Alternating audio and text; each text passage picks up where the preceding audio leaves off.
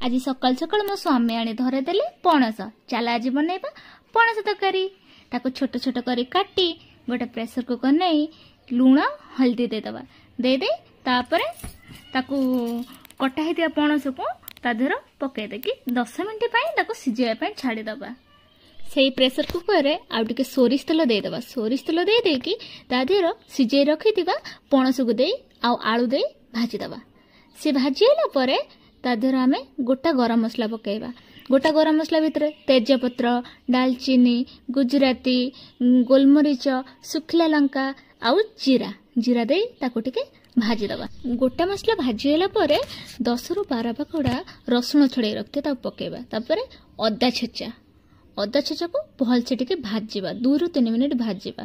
तापर काटिके रखिथिबा पियाज टिके अधिक परिमाण रे नबा। पियाज अल्प समय भाजीगला परे ता देहर आमे छोट छोट करी काटिकी धनिया पत्र देदबा। धनिया पत्र सहित आउ कंचा लंका भी काटिकी पकई परिबा। एबे लंका गुंड गोटे चामच हल्दी गुंड गोटे चामच कटा टमाटो पकई सारा परे आमे सेथिरे 1 रु 1.5 चामच भली लूण देदबा। लूण सहित धनिया पाउडर आउ गरम मसला भी पकई दबा। गरम मसला सहित ताकू टिके आमे 5 रु 10 मिनिट कसिया पई देदबा। तापरे भाजी रखिथिबा पणस और आलू को दे 5 रु 10 मिनिट कसिदबा।